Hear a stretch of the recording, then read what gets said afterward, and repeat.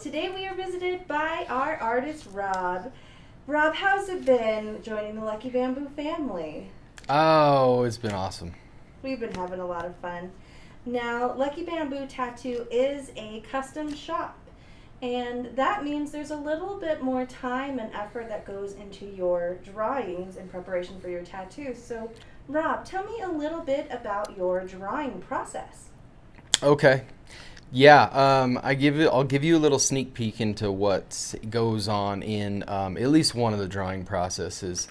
So, with that being said, a client walks into me the other day, and it's his first tattoo. He's been thinking about this idea for years. He's got all these little different styling details that he's explaining to me. So he starts off by saying, I want everything very realistic.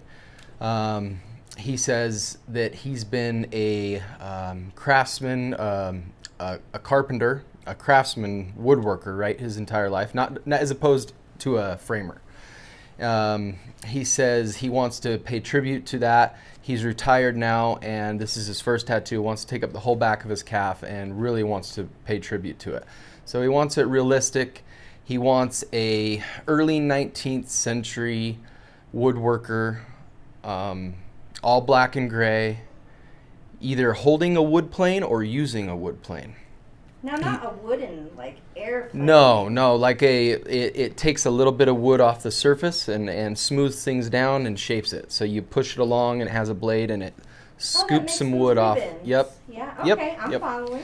So that's a wood plane. So he wants this carpenter, like I said, early 19th century. He wants him using the wood plane or holding it. He wants the guy to be pretty fit, pretty physically fit, like he's down to work. He's got his sleeves rolled up on his biceps, pretty big biceps. He says he wants him maybe wearing some bibs or a leather apron, something like that.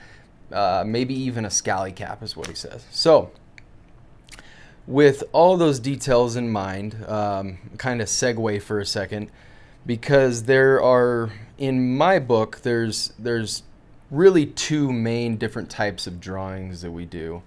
Sometimes, or at least I do, sometimes you have to do both of these types of drawings for any given tattoo. There's a shaded and or color full composition drawing that's a finished piece of art that you could do. There's also a drawing that's more like a blueprint and would be known as what you'd use as a stencil, right? So today I'll show you what it takes to make one of those stencils. Now, neither of these are easier.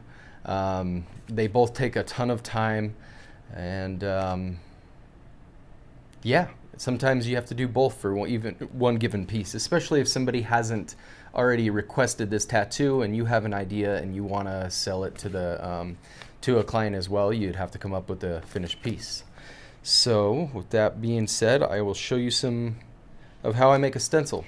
Alright guys, so like I was saying, I'll show you the approach that I use to a stencil.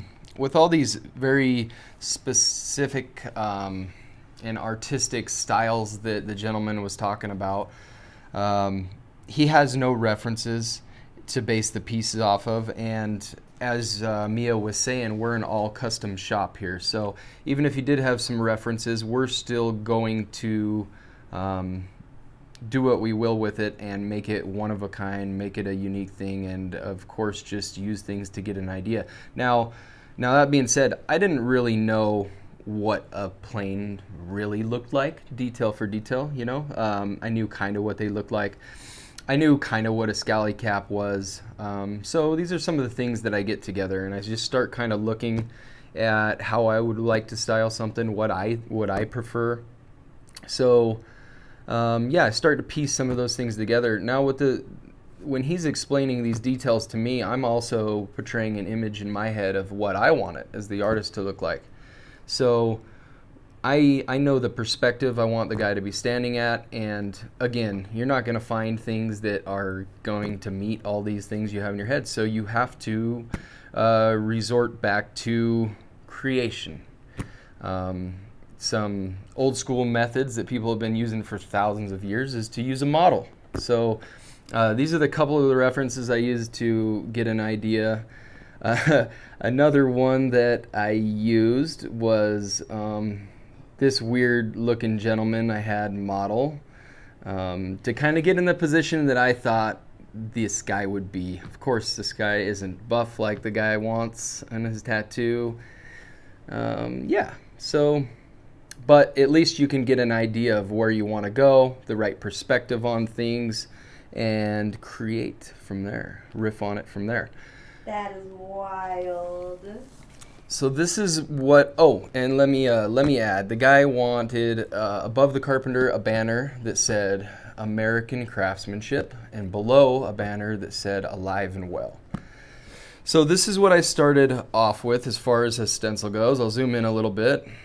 You know, I piece these things together. I play with the plane in a three-dimensional space, and through trial and error, I get to, you know, what I think it's going to look like at that angle. I then use references that I used, that I had a model for, and I piece together bits, and some of it you can just kind of, if you're practiced, you can just come up with off the top of your head. Takes years to be able to do that, but so this guy's got the bibs and everything he asked for.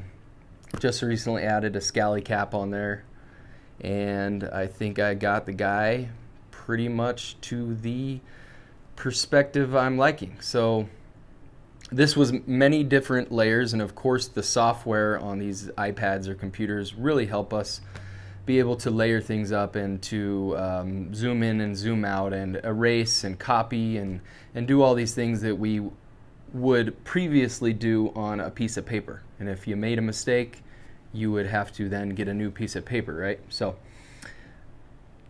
almost done here. I added some of the last touches on there.